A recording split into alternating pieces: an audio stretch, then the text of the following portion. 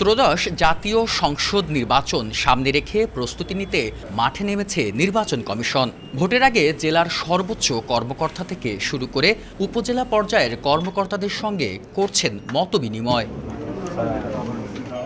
শনিবার সকালে খুলনার আঞ্চলিক নির্বাচন কর্মকর্তার কার্যালয়ে মতবিনিময়ের আগে সাংবাদিকদের সঙ্গে কথা বলেন প্রধান নির্বাচন কমিশনার এএমএম নাসির উদ্দিন। বলেন, নির্বাচন কমিশনের সবচেয়ে বড় চ্যালেঞ্জ হল নির্বাচনের প্রতি ভোটারদের আস্থা ফিরিয়ে আনা এবং তাদের কেন্দ্রে নিয়ে আসা। নির্বাচন ব্যবস্থার উপরে মানুষের যে আস্থা ফিরিয়ে আনা, এটা একটা বড় চ্যালেঞ্জ আমাদের জন্য।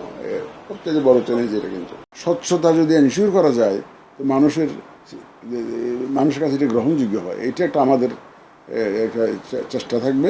এছাড়া সামাজিক যোগাযোগ মাধ্যমে অপপ্রচার ও কৃত্রিম বুদ্ধিমত্তা বা এআই একটি বড় চ্যালেঞ্জ আখ্যা দিয়ে তিনি বলেন, এটি আধুনিক হুমকি যা অস্ত্রের চেয়েও ভয়াবহ।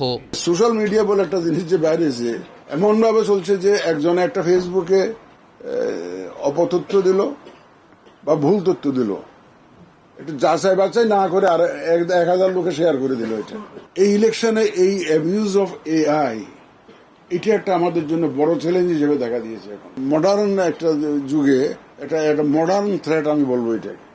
এটা অস্ত্রের চাইতেও মারাত্মক। দেশি বিদেশি বিশেষজ্ঞদের নিয়ে কাজ করছি কিভাবে এটা অ্যাড্রেস করা যায়। সিইসি জানান, নির্বাচনকে সহিংসতামুক্ত রাখতে ভোটের আগে অবৈধ অস্ত্র উদ্ধারে অভিযান চলবে। করতে তো হবেই ইনশাল্লাহ, আমি এতে ওয়াদাবদ্ধ। বেলাল হোসেন সজল, সময় সংবাদ, খুলনা।